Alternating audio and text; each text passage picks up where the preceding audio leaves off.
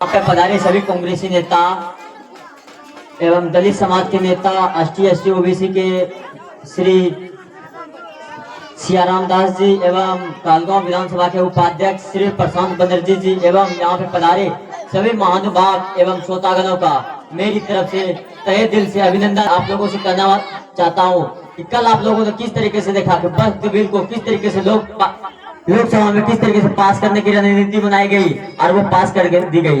और आज राज्यसभा में भी आज कांग्रेस पार्टी उसका डटकर मुकाबला करेगी। जिस तरीके से लोकसभा में कल सुबह रात के 2 बजे बजा दिया बीजेपी को एक बिल को पास करने में, और आज राज्यसभा में उसी बिल को लाया गया है वक्फ बिल को। आप लोगों को पता ही होगा वक्फ बिल आखिर क्या है, कितने लोगों को पता है कि वक्फ बिल क्या है?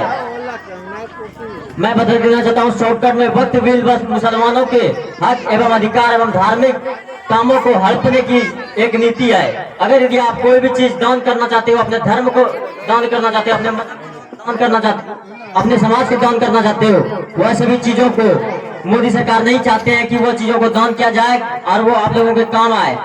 वक्त जैसे ही अगर यदि किसी पुरुष को अगर मान लीजिए पुरुष बेटा नहीं होता है फिर बेटी नहीं होता है, तो वो अगर यदि मान लीजिए वो जमीन को वक्त बिल को दान करता है तो वो सीधा मस्जिद के पास चला जाता है और उसी का खर्चा से शायद आगे मस्जिद के काम या फिर धार्मिक कामों में उसका उपयोग किया जाता है। मगर आज हो क्या रहा है, मस्जिद के नाम पर भाजपा सरकार ने उस वक्त बिल को भी बंद करने का काम किया।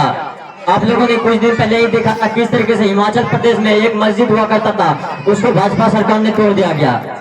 और इस लोकसभा चुनाव से पहले भी ईश्वर ने और अल्लाह ने भी ये क्लियर कर दिया था कि ईश्वर और अल्लाह एक ही है। अगर यकीन नहीं है तो खोद कर देखो, राम मंदिर के नीचे खोदोगे तो मस्जिद निकलेगा, मस्जिद के नीचे खोदोगे तो मंदिर नहीं निकलेगा। यानी ईश्वर और अल्लाह कोई फर्क नहीं है, वो है तो बस एक ही। लेकिन भाजपा हिंदू मुस्लिम के नाम पर एक दूसरे को डरा रही है, अलग करने की कोशिश कर रही है। हम लोगों का धर्म सिर्फ और सिर्फ इंसानियत सिखाता है, हमारा मजहब भी इंसानियत ही सिखाता है। एक धर्म को दूसरे धर्म से लड़ाने की नीति ये हमेशा भाजपा और आरएसएस वालों की रहा है। आज और कुछ दिन पहले आप लोगों ने देखा किस तरीके से एक सिंगर कुणाल कामरा जी, जिसको सिर्फ एक गाना गाया था उसको और उसको मर्डर करने की धमकी दी गई थी। अब उस गाने को अगर हल्का सा मैं दोहराना चाहता हूँ कि उन्होंने आखिर गाया ही क्या था, तो आप लोग जरा ध्यान से सुनिएगा।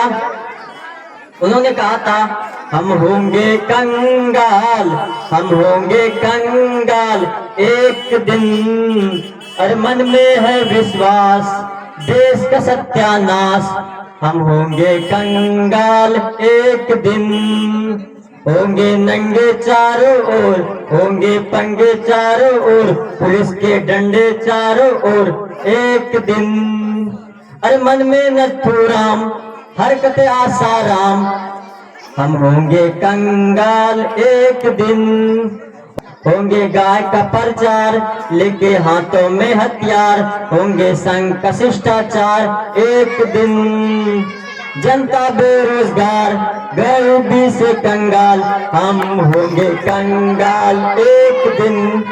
और बस सिर्फ यही गाने को दोहराया गया था कि कुणाल कामरा जी को सीधा जेल में डालने की धमकी दी गई। उसे कहा गया था कि अगर यदि आप नहीं झुकोगे तो आपको जेल में डाल दिया जाएगा, आपको तहखाने में डाल दिया जाएगा, आपकी हत्या कर दिया जाएगा।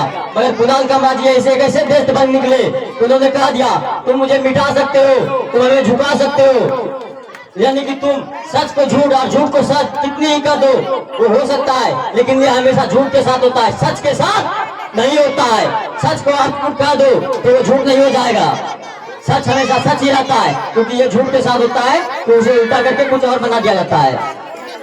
आज आप लोगों ने देखा होगा किस तरीके से वक्फ बिल को लोकसभा में जबरदस्ती पास करने की नीति बनाई गई है। और आप सभी मुसलमान भाइयों से अनुरोध है एवं सभी हिंदू भाइयों से अनुरोध है कि भाजपा जिस तरीके से आपके हक एवं अधिकारों के खिलाफ लड़ाई लड़ रही है, किस तरीके से मुस्लिमों को दबाने की नीति बनाई जा रही है, अगर यदि आप लोग एकजुट हो जाएंगे, एक संकल्प ले लेंगे कि भले ही हमारी आबादी 11-12% क्यों ना हो, लेकिन अगर यदि हम लोग मिल जाए तो हम कांग्रेस के साथ छत्तीस बिरादरी की जो पार्टी है, यहाँ पे मुस्लिम को यहाँ पे सभी जाति धर्म एक साथ मिलकर के काम करते हैं, विचारधारा को आगे बढ़ाते हैं। आज मोदी जी कहते हैं कि हमने ये कर दिया वो कर दिया।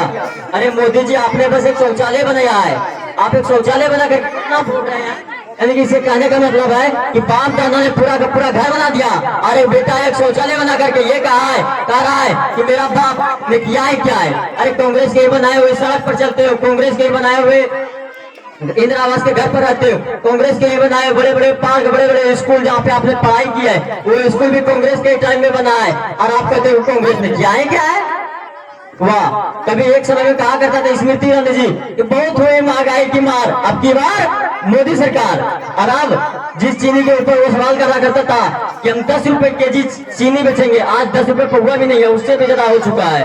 कभी कहा करता था आटा की महंगाई के ऊपर, सिलेंडर के महंगाई के ऊपर, सिलेंडर पर कभी कभी बैठ कर धरना दिया करते थे कि कहते थे कि आज सिलेंडर का रेट बहुत ज्यादा हो चुका है, अब महंगाई डायन हमें ही खाया जा रहा है। और उसमें उन्होंने एक गाना गाया था कि सखी सैया तक खूबे कमात है, महंगाई डायन खाए जाते हैं। आज वही महंगाई पूरे देश की जनता को छू रहा है। किस तरीके से हमारे यहाँ पे देखिए कई सारी महिलाएं भी होंगे, कई सारी महिलाओं को यही कारण से घर में से आज ताने सुनने पड़ते होंगे कि आज इसका कमी हो गया, आज उसका कमी हो गया, क्योंकि ये नहीं देखता कि आज महंगाई कितना है, आज घर का आय कितना आ रहा है, कितना हम लोग खर्चा कर रहे हैं। तो इस महंगाई का सीधा असर किसी और पे नहीं, डायरेक्ट महिलाओं पे पड़ा है। और महिलाओं की आबादी आज ऐसा हो चुका है कि आधी आबादी से भी ज्यादा हो चुका है। अगर यदि वो लोग ठान ले कि इस भाजपा सरकार को गिराना है तो सिर्फ और सिर्फ महिलाएं लोग ये भाजपा सरकार को गिरा सकती है। भाजपा को गिराने के लिए और कोई ताकत की जरूरत नहीं, बस महिला शक्ति ही काफी है। धन्यवाद। जय हिंद, जय भारत, जय संविधान। और लास्ट में मैं बस शायरी कहना चाहता हूँ कि चट्टानों से हम होंगे खड़े, जो भी आंधी का रास्ता है हम उस रास्ते पर निकले हैं जिस रास्ते पर गांधी है। धन्यवाद। जय हिंद, जय भारत।